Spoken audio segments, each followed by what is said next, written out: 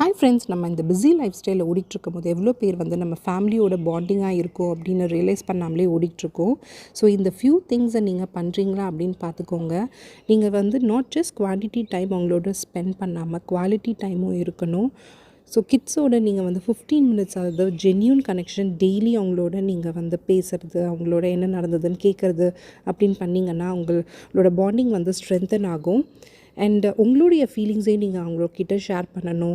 உங்களுடைய கோல்ஸ் என்ன, உங்கள் ஸ்ட்ரகிள்ஸ் என்ன, உங்கள் ஃபீலிங்ஸ் எல்லாத்தையும் வந்து அவங்கக்கிட்ட நீங்கள் ஷேர் பண்ண எவ்வளோ கஷ்டப்பட்டு இந்த பொசிஷனில் நீங்கள் வந்திருக்கீங்க பேரண்ட்ஸாக அப்படின்னு.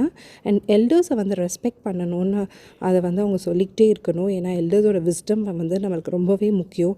அண்ட் எல்லா பர்த்டே செலிப்ரேஷன்ஸ்லேயும் பார்ட்டிஸ்லேயும் அவங்கள வந்து இன்வால்வ் பண்ண வைக்கணும். நாட் வீட்லேயே உட்கார வச்சுட்டு இல்லாமல் எல்லா ஃப்ரெண்ட்ஸோடையும் அவங்கள வந்து பழக வைக்கணும், சோஷியலைஸ் பண்ணுறதுக்கு. அண்ட் ரியல் ஃப்ரெண்ட்ஷிப்பை வந்து பில்ட் பண்ணுறதுக்கு எல்லாமே உங்களுக்கு நீங்கள் சொல்லிக் கொடுக்கணும்.